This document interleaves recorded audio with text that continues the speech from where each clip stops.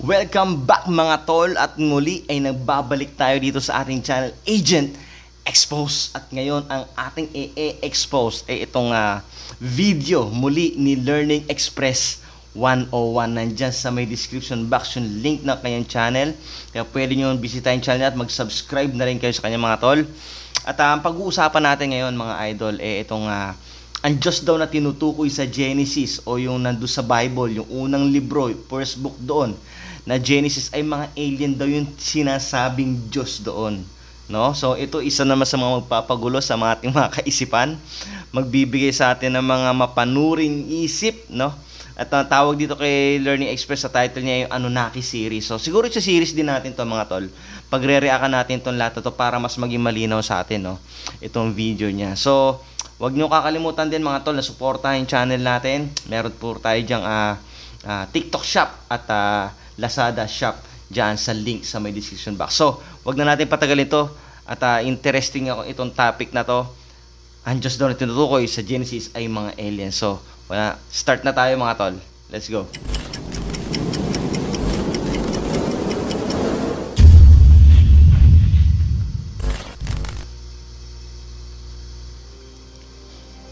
Ayan, kumusta mga ka-LE? At welcome sa channel kung saan marami kang matututunan tungkol sa misteryo ng ating pinagmulan.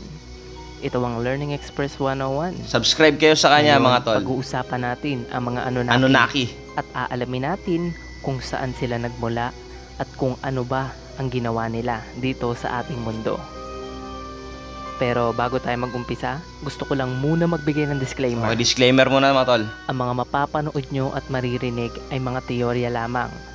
Ang video na ito ay walang intensyong manakit ng kahit anong religious ideology at iba pa.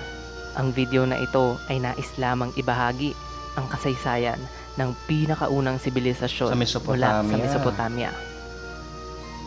Ngayong may disclaimer na tayo at pwede nang mag-umpisa, kumuha ka na ng headset at kumuha ka na din ng kape at sabay-sabay nating alamin ang kwento ng mga interesting. Nagtataka ka ba kung bakit kakaunti lamang ang tinuturo sa atin ng school tungkol sa pinakaunang sibilisasyon ng mundo? Okay, pause mo na. Actually, yung sinabi doon ni Learning Express na bakit parang limitado o konti lang, actually hindi ko nga narinig sa school tong word na Anunnaki. Kayo mga tol, meron ba kayong mga naalala nung nasa school kayo na may binanggit na salitang Anunnaki? Wala akong maalala. As in, hindi ko alam kung makakalimutan na ako, pero wala talaga akong maalala. Pero yung word na Mesopotamia, yan, narinig ko na yan. Naalala ko sa history, Mesopotamia. Pero Anunnaki, hindi pa. Kaya tuloy natin to. Lalo pat napakarami nilang itinuro sa atin na ginagamit pa rin natin hanggang ngayon. Oo, talaga? Gaya ng modernong kalendaryo na nakabase sa cycle ng buwan. Ang 60-20 counting system na ginagamit sa geometry at pagtatansya ng oras. Ang gulong, ang pag-aararo, mga irigasyon at kanal, ang bangka, ang pinakaunang lingwahe. At ang pinakamahalaga sa lahat ay ang pinakaunang nakatalang kasulatan at kasaysayan sa buong mundo. Ito tulad ito mga tola. Marereact lang ako dito sa yung video natin. Ito parang tipak ng bato na to na merong mga parang inukit na mga maliliit na salita o maliliit na letra. Kung letra man tatawagin nila to. Kakaiba to. Hindi ko alam pa paano binabaso ng mga archaeology to, ng mga naguhukay na kung ano-ano. Itong mga ganitong klase ng artifacts. No? Yung mga nahuhukay nila. Hindi ko alam pa paano nila, ano yung basehan nila para gawing sabihin nilang ito ay matagal ng panahon, no? Paano nila sinasabihan na ano na edad ng isang artifact na nahukay nila? Sige, tuloy natin. Ang lahat ng yan ay mga advanced na konsepto at idea mula sa kanila. At ang mga ito ay ilan lamang sa mga ambag ng sibilisasyong Sumeria na matatagpuan sa Mesopotamia na ngayon ay kilala na bilang Iraq. Ang mga Sumerian ay ang pinakaunang mga tao sa mundo at napakalaki ng ambag nila sa sangkatauhan. Pero bakit hindi natin sila maiging pinag-aaralan? Bakit balot ng misteryo ang kanilang kasaysayan? Mga ka-LE, kapag kayo ay nagsaliksik, malalaman nyo na ang lahat ng ito ay sinadya at pinlano. Ang mga Sumerian ay napakahusay. Marami silang alam sa kalawakan at mathematics. Pero ang kasaysayan nila ay tinuturing natin bilang mga alamat. Talaga? Pero bakit kaya? Bakit hindi siniseryoso ng mga archaeologist ang kanilang nasusulat na kasaysayan? Oo nga, no? Parang yung mga kaalaman nila, parang ang nangyayari dyan, dahil kulang siguro tayo sa kaalaman, no? Kahit ako mismo, aminado ako, ngayon ko lang narinig to. Para bang kapag ka something na hindi common sa atin, parang binibigyan na natin yun ng justification na iyon ay alamat, no? Hindi totoo yan, myth lang yan, myth, no? Myth lang yan at hindi totoo yan. Kaya hindi natin alam, no, pero itong kiniklaim na dito sa video na to na magagaling daw talaga yung mga Sumerian, no? Mga Iraqi ba? Galing, ano? Sige, tuloy natin to. Ito, mga naka-shield pa to. Ito ang sagot. Dahil kapag tinuring natin na totoo ang kanilang nasusulat na kasaysayan, magbabago ang kasaysayan ng ating pinagmulan at mas pagtutuunan natin ng pansin ang ating hinaharap. Ayon sa siyensya, tayo ay nagmula sa unggoy at ayon naman sa Biblia, tayo ay ginawa ng Diyos base sa kanyang imahen. Pero ano nga ba ang sinasabi ng pinakamatanda at Ano yun, sasabi sa Bible? Ayun, pause mo natin mga tol. Ito pala yung ito yung sa mga nanonood ngayon, no. So kailangan po magkaroon kayo ng mapanuring kaisipan, no, o yung gamitin po natin critical thinking natin. Isipin natin na baka mamaya hindi natin kaya panoorin yung mga ganong klase ng video kasi baka mamaya yung maapektuhan po yung inyong mga sa tawag nito, sabihin natin mga pananampalataya. Like baka mamaya may mabanggit dito sa video na to na baka mabago yung pananampalataya ninyo. So kung gusto nyo i-retain yan, kayo, kung itutuloy nyo itong video na to, panoorin nyo. Pero kung ayaw nyo, hindi, wala naman pong pumipigil po sa inyo. Kasi sabi dito, kapag binigyan natin ng pansin yung kasaysayan na sinasabi dito ng mga Anunnaki, no, o ng mga Sumerian, no, na baka mamaya maging questionable lahat. Ibig sabihin, kapag nabago yon, babaguhin lahat ng history. Magiging questionable lahat ng mga natutunan natin sa school. Kaya yun lang po, reminder lang po. So tuloy natin. Nakaunang kasulatan tungkol sa ating pinagmulan. Isang maikling history lesson muna tayo mga ka-LE. Noong 1849, may nadiskubring 14 na clay tablets ang mga archaeologist sa Sumeria. Hanggang ngayon, ito pa rin ang pinakamatandang kasulatan sa buong mundo. At alam nyo ba na ang ilan sa mga nakasulat sa Biblia at iba pang banal na kasulatan ay pinaniniwalaang nagmula sa clay tablet na ito? At alam nyo ba na binibigyan nito ng ibang kahulugan ang ilang banal na kasulatan? Kagaya na lamang ng Diyos Ama na may likha sa lahat. Ito yung sasabi ko. Ito ay nabanggit din sa mga tablet na ito. At nabanggit din dito na ang Diyos na tinutukoy sa Genesis, Garden of Eden, at ang Diyos na lumikha kay Adam o Adan ay mga nilalang na nanggaling sa ibang planeta. In short, sila ay mga alien. Ang una at pangalawang tablet ay nagkikwento kung sino ang mga nilalang na ito at kung saan sila nagmula. Ang pangatlo naman ay nagkikwento ng kanilang paglapag dito sa lupa. Sumunod, inihayag dito kung paano nilikha ng Anunnaki ang pinakaunang tao. Mga ka-LE, excited na ba kayo para malaman ang katotohanan sa ating pinagmulan? Ito, ang paglikha ng tao ayon sa Sumerian excited ako na tablets. kinakabahan. Ayon sa Sumerian tablets, noong 400 Ito ang basehan mga idol paglikha ng tao ayon sa Sumerian tablets. So ito ang pagbabasihan kung paano daw nalikha yung mga tao, no? Labas dito muna yung Bible, no? Ayon to sa Sumerian tablets. Ito mga nahukay ng mga tablets ito. Tuloy. 5,000 years ago, ang tinatawag nilang mga Diyos na lumikha ay lumapag dito sa lupa. Ang mga nilalang lamang na naninirahan sa Earth noong mga panahong iyon ay mga hayop at ang pinakamaagang ninuno ng mga tao, ang Homo erectus. Ang mga nilalang o mga Diyos na ito ay tinatawag na Anunnaki. Ang kahulugan nito ay mga nagmula sa langit na dumating dito sa lupa. Ang mga Anunnaki ay naninirahan sa napakalayong planeta na kung tawagin ay Nibiru. Ang planetang ito ay pumapasok lang sa solar system natin. Naririnig ko tong planeta na tong Nibiru na to. Nibiru o Nibiru, no? Parang napapanood ko to sa ibang social media platform, itong Nibiru na to. Tuloy natin. Kada 3,600 years, mga ka-LE, inilarawan nila ang Nibiru na mas malaki kumpara sa Earth at sagana ito sa iron oxide, kaya kulay pula ang mga ilog at lawa rito. Ayon sa kwento ng tablet, parang ang Mars hangin sa Nibiru ay lumala ng lumala at ito ay naging delikado para sa lahat ng nabubuhay dito. At para mabalik ito sa ayos, kinakailangan nila ng ginto at marami nito sa Earth. Mga ka-LE, alam nyo ba na ang ginto ay pwedeng gamitin para muling maayos ang ozone layer natin? Talaga? Ang nanoparticle nito ay kayang harangin ang radiation na nanggagaling sa araw at sa iba pang parte ng kalawakan. Talaga, yung gold?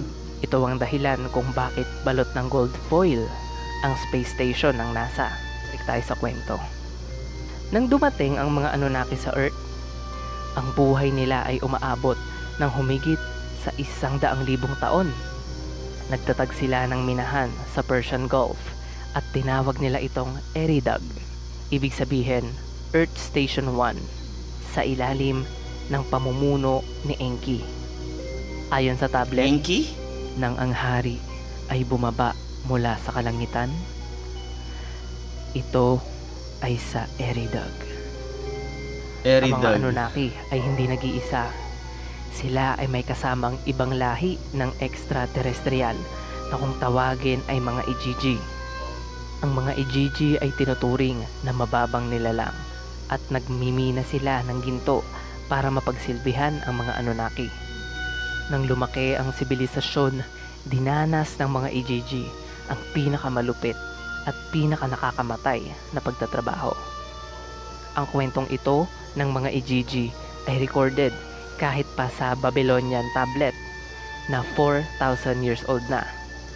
Ayon dito, nang ang Diyos na mukhang tao ay inumpisahan ng trabaho, binitbit ang kanilang karga. Ang kota ng Diyos ay napakalaki. Ang paghihirap ay nakakapanghina at ang problema ay nag-uumapaw. Ang dakilang Anunnaki ay pinaranas ang paghihirap sa Igigi. Makalipas ang ilang daang taon, ang mga Igigi ay nagrebelde sa pag-aakalang kaya nilang magtagumpay laban sa mga Anunnaki. Dahil makapangyarihan ang mga Anunnaki, hindi nagtagumpay ang mga Igigi sa kanilang rebelyon. Halos maubos ang kanilang lahi nang sila ay matalo, at dahil dito, nawalan ng trabahador ang mga Anunnaki. Okay, nawalan ng trabahador. Dahil nagtatrabaho, ang pinuno ng Nibiru na si Anu ay inatasan ang kanyang anak na si Enki na lumikha ng panibagong lahi na gagawing alipin. Isang lahi na matalino at kayang gumawa ng pambihira at magagandang bagay, pero masunurin pa rin sa mga Anunnaki. Ang eksperimento ni Enki ay detalyadong ikinwento sa Atrahasis, isa itong 5,000 years old Akkadian clay tablet na nangangahulugang labis na katalinuhan. Ayan, tulad ito. Ito yung basyan nila, di ba, yung mga tablet na to. Ito yung binabanggit ko kanina, mga idol, na paano nila babasahin yan? Ano ang basyan nila? No? Parang gusto ko lang bigyan ng question. Hindi ko alam kung tama yung tanong ko o tanong ba ng matalino tao yung tanong ko. Pero ako napapaisip lang ako, paano nabasa yan? Ano ang basihan para sabihin nila yun yung sinasabi diyan sa tablet na yan? At saka kung titignan ninyo, di ba may mga crack, yung iba butas pa. Paano nila na-assume na ano yung mga part na nasira, yun yung words? Di ba? Parang hirap naman. no? Lalo na kung sobrang tagal na ng mga to, sino ang makapagtutukoy na makakapag-confirm na yung sinasabi nga sa mga tablet na to ay yun na nga, 'di ba? Mahirap isipin yung mga question sa isip na ano yung basihan, 'di ba? Kaya minsan kahit nasabihin natin merong nga nahukay, yes, oo, may nahukay. Sabihin natin ito yung basihan. Pero paano magiging paano malalaman na ito yung absolute truth, no? True na sinasabi diyan sa mga tablets. And like for example, pwedeng nahukay, totoo, ayan, tangible, may nahuhukay. Pero ano yung sinasabi diyan? No? Yung nag-interpret ba niyan 100% sure siya, di ba? Sige, tuloy natin. Ayon sa kwento, maraming hybrid na nilalang ang nabuo sa eksperimentong ito ni Enki bago niya makamit ang kanyang layunin. Ginamit niya ang kanyang Anunnaki DNA at ang DNA mula sa Homo erectus. Pinaghalo at minanipula niya ang mga DNA na ito para mabuo ang perpektong disenyo ng tao. At ang resulta? Isang hybrid na nilalang na nahahawig sa mga Anunnaki. Ito ay ang Homo sapiens. Ito yung mga nabanggit sa school, yung Homo erectus tsaka Homo sapiens. Ito lang, pero walang elaboration eh. Walang elaboration tungkol sa history na to. So ito pala, yung palang Homo sapiens ay resulta ng hybrid na kumbaga yung pinakialamang Homo erectus, yung DNA niya pinakialaman. Kaya ito ang resulta. Ito ang resulta ng eksperimento. Tuloy natin. Eksperimentong ito ay tinatawag na genetic engineering. Dati pa pala may genetic engineering na. Ng ilang elemento sa Genesis 1:26. Let us make mankind in our image, in our likeness. At dahil sa Anunnaki DNA, tayong mga tao ay naging katulad at kaimahen ng Diyos. Ayon sa tablet, ang mga unang tao ay tinawag nilang Adamu, at sa Hebrew naman, ito ay tinatawag na Adam, na ang ibig sabihin ay mga tao. Ang mga tao ay pinagtrabaho ng mga Anunnaki sa kanilang mga minahan at sa iba pang parte ng Mesopotamia. Mga ka-LE, alam nyo ba na ang simetikong salita na avad o worship ay nangangahulugang work for? Sa makatuwid, walang choice ang mga tao noon kundi ang mag-worship sa kanilang mga Diyos. Ayon sa kasulatan, ang mga Anunnaki ay dihamak na mas malaki kumpara sa mga tao. At dahil habang buhay silang pagsisilbihan ng mga tao, sila ay biniyayaan nito ng kaalaman sa maraming bagay, gaya ng mathematics, social skills, at teknolohiya. Ang mga unang taong ito ay mga baog. Pero dahil lumalaki ang demand sa ginto, minanipula ni Enki ang kanilang DNA para sila ay makapag-anak. Di kalaunan, dumami ng husto ang tao, at dahil minanipula dito, na naman ni Enki. ang ilan sa mga tao ay pinatapon sa labas ng syudad ng Eden. Ito ang pinagmulan ng kwento ng Garden of Eden, ang pagpapalayas mula sa paraiso. Sa paglipas ng panahon, ang mga aliping tao ay naging mas matalino, at ang ilan sa mga Anunnaki, mga tol, kumbaga kung ang lumalabas dito, no, parang ang nagiging basihan ng Biblia itong mga tablet na nahukay, no? Parang ganoon lumalabas na para bang ni-revise na lang yung Bible na ito daw yung original, mas nauna, no? Kaya ayun, magulo. Kaya mga tol, anong masasabi niyo dito, no? Sa tingin niyo, actually bigyan natin ng ng pagkakataon yung sinasabi dito na posible alien, posible, pero ang hirap din eh. Hindi rin natin masabi na sinasabi lang natin na posible. Pero alam ko meron din something sa atin na magsasabi na hindi rin totoo to. Pwedeng hindi rin totoo to. Actually, yun, papaalala ko lang sa inyo mga idol na teorya lang po ito. Ito po ay theory lang, no? Sabi nga ni Learner Express, theory lang po ito. Hindi ibig sabihin o parang conspiracy din, no? Hindi pa ibig sabihin hindi natin alam kung totoo o hindi. Pero maganda na rin malaman natin para magkaroon tayo ng basehan sa mga magiging desisyon natin kung totoo ba to o hindi. Actually, ang tanong, mahalaga pa bang malaman kung ito totoo o hindi? O mas kailangan ba mag-focus na lang ang tao sa kung ano ang sa panahon ngayon, di ba? Tuloy natin. Ay nakipagtalik sa mga mortal na babae. Ang nabuo sa pinagbabawal na interbreeding na ito ay ang mga Nephilim na nangangahulugang Giants of Old.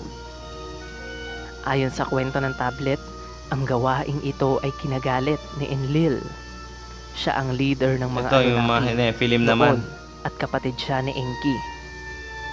Ayaw ni Enlil na may taong makakaakyat sa trono at mamuno sa Nibiru. Pero dahil nag-asawa ng tao ang ilang Anunnaki, ang kanyang plano ay nasira. Sa paglipas ng 1,000 taon, ang pagdami ng tao ay hindi na kayang kontrolin ni Enlil. Dahil wala siyang magawa para solusyonan ang pagdami ng tao, ginawa na lang niya ang isang dilubyo na manggagaling sa kalawakan. Tuwing pumapasok ang Nibiru sa ating solar system, ang presensya nito ay nagdudulot ng salot at pagkasira sa... Ayan, no? Titignan mo nga talaga, oh, parang ang nangyari, it's either ibang version to, no? O ito yung original version at yung Bible nga yung parang ito yung pinanggalingan ng idea, no, ng Bible. So, mahirap paniwalaan pero sige, tignan natin, papanoorin pa rin natin, tignan pa rin natin. Kasi mahirap din naman pag hindi natin pinatapos, mahirap husgahan yung mga ganitong kaalaman, no, hangga't di natin natatapos. Sige, tuloy natin. Sa Earth. At alam nyo ba mga ka-LE na ang Nibiru ay nabanggit din sa Colbrin bilang The Destroyer. Ang Colbrin ay isang sinaunang gospel at kagaya ng Book of Enoch, hindi din ito isinama sa Biblia. Ayon sa Colbrin, nakalimutan na ng sangkatauhan ang mga araw ng mapaminsala. Tanging matatalino lamang ang nakakaalam kung saan ito nagpunta.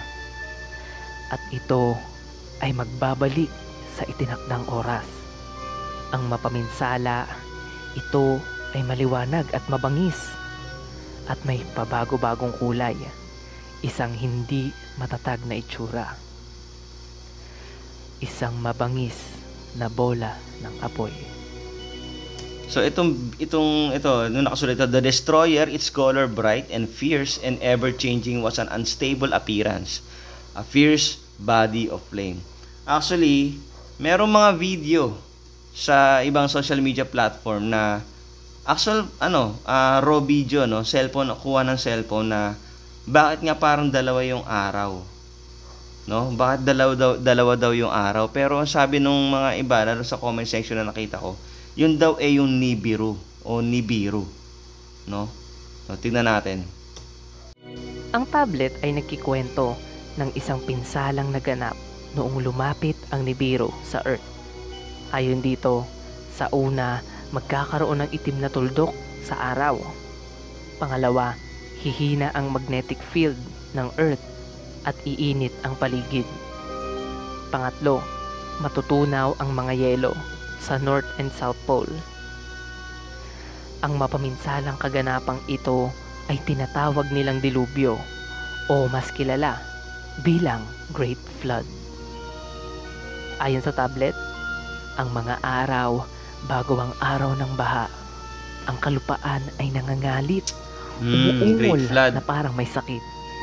Dahil sa mga gabi bago sumabog ang kalamidad, sa langit ang Nibiru ay namataan bilang isang makinang na bituin.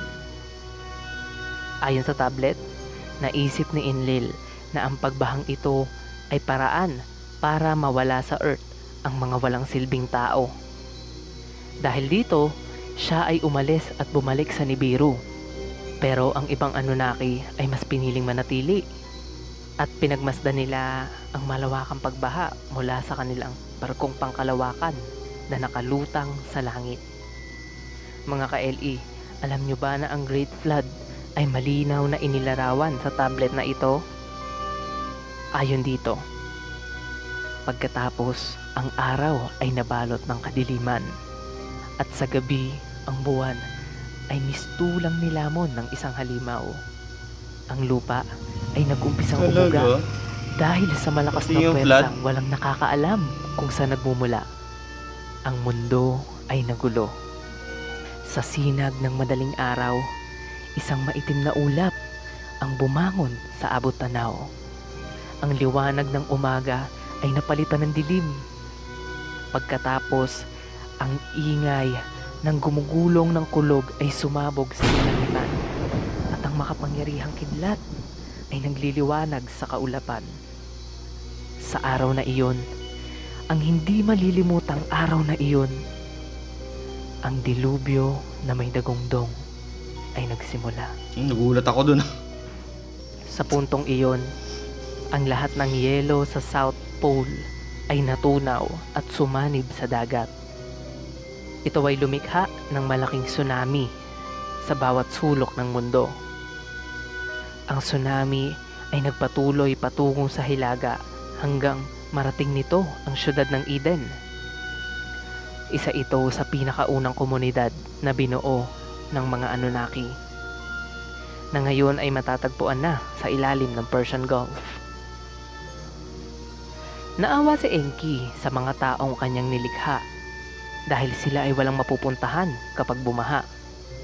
Dahil dito, bago magumpisa ang baha, inatasan niya ang isang tao na gumawa ng arko Persian Gulf. para maligtas ang mga hayop at ang kanyang pamilya. Naawa pa siya. Ang taong ito ay si Sayusudra, na mas kilala natin bilang Noah. Nagpatuloy ang kwento at ayon dito, ang malakas na bagyo ay Ayun, no? Parang ano talaga, no? Parang ano sa palagay niyo mga tol, no?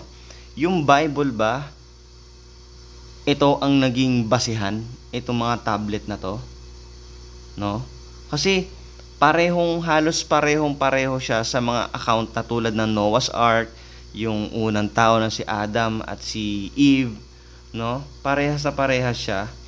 Ang pagkakaiba lang ay yung sinasabi dito na yung Diyos daw na kilala natin bilang mga naniniwala sa Diyos, no?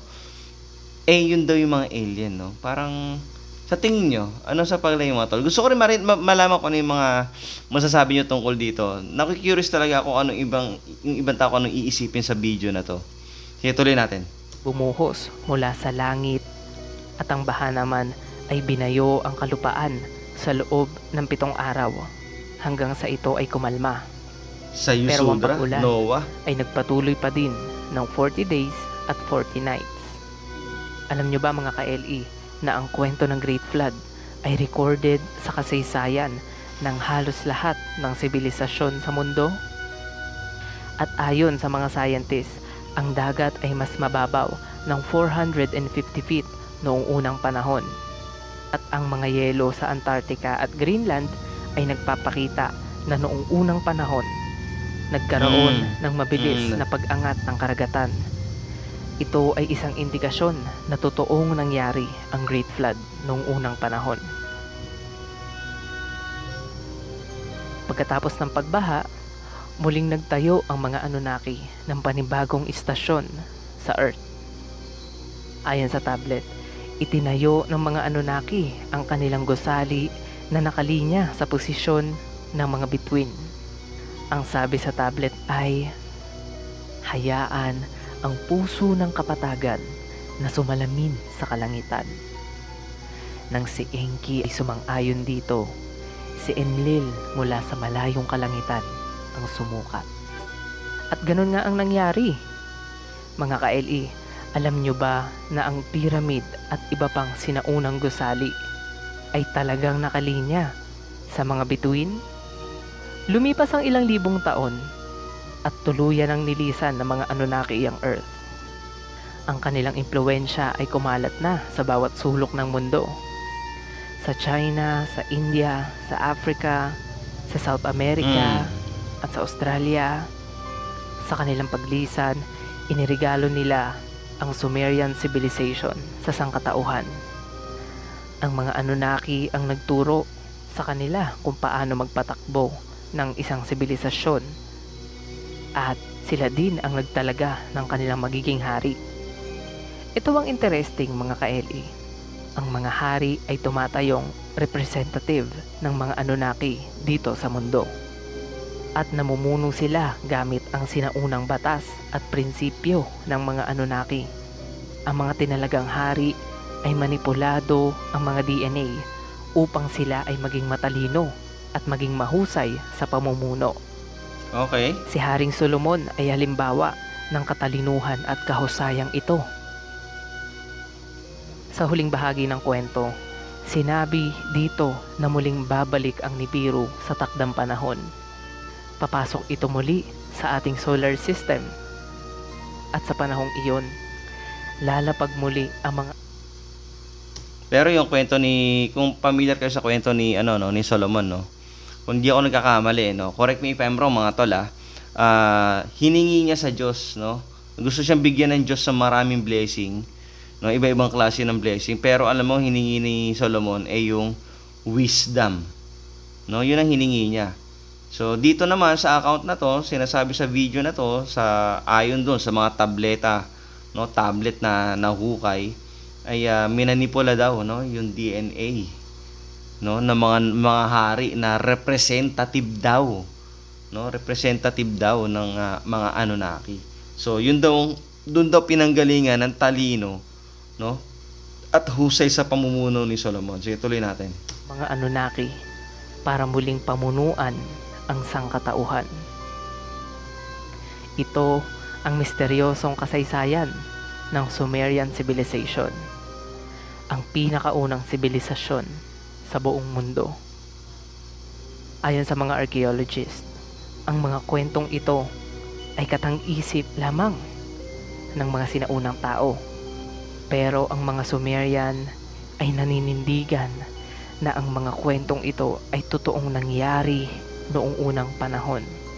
Dahil ang mga kwento kagaya ng Epic of Gilgamesh, Enuma Elish, Code of Hammurabi, at iba pang sinaunang clay tablet ay personal na pinasulat ng kanilang Diyos. Anong masasabi nyo dito, mga ka-LE? Posible kaya na tayo ay resulta ng genetic engineering ng mga Anunnaki?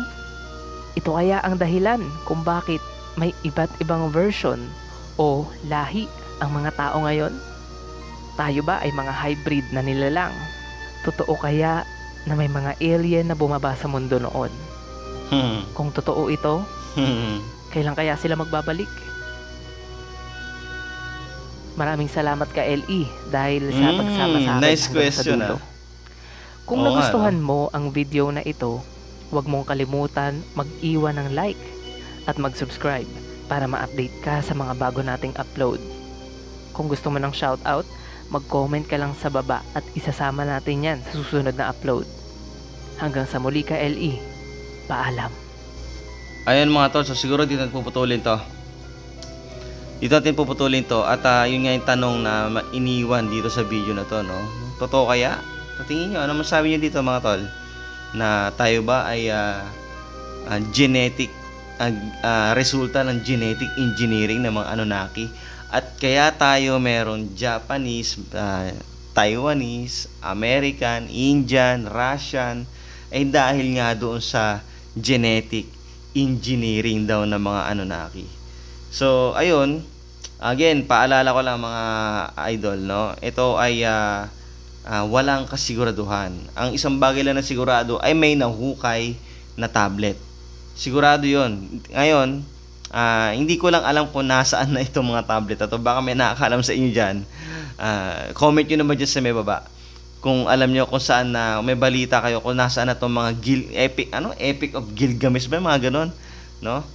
Na kung saan nasaan yung mga tablet na to na nahukay. At nasaan na yung mga archaeologists na nag-interpret kung ano yung mga sinasabi doon sa mga tablet na yon. Pwedeng totoo to, pwedeng totoo, pero sa tingin nyo mga idol, ang ating bang Diyos ay isang alien nga ba? Di ba? Parang nakakasabog ng utak, no, na malaman mo o malaman natin, no? Para bang bago tayo matulog mapapaisip tayo, no? Pero again, wala po tayong ninais na maguluhan kayo o sirain yung pananampalataya ninyo. But personally ako, ano man ang totoo, ang naniniwala ko ay merong creator, no? Hindi ko masabi kung iyon ay yung alam nating Diyos o yung mga Diyos na yon ay yung mga alien, no? Pero isang bagay lang, sino man yon, siya yung creator, siya yung may gawa ng langit at lupa, at doon tayong lahat nagmula sa Kanya. Yun ay sa akin personal lang. Pero kayo mga tol, comment nyo sa tingin nyo, alien nga ba? O yung alam natin Diyos sa tinuro sa atin, no? So, ayun lang. Huwag nyo kalimutan mag-subscribe kay Learning Express 101. At syempre, mga idol, dito pa rin sa ating Agent Expose channel. At again, dyan sa may description box, check nyo lang yung mga link natin dyan, mga idol. Gusto ko rin na baka meron kayong makita ng mga interesting video, kahit na nanggaling siya sa ibang social media platform, pwede nyo pong isend doon sa Facebook group na ginawa ko, no? So, pwede nyo pong, kung meron po kayong gustong video na ipadala doon o isend doon, yung link ng video doon at pwede natin pag-reactan, punta lang po kayo doon sa Facebook group natin, no? So, yun lang mga idol, at see you sa next video. Baka gawin natin series tong Anunnaki na to. Napaka-interesting. Sige mga idol, God bless. Ciao.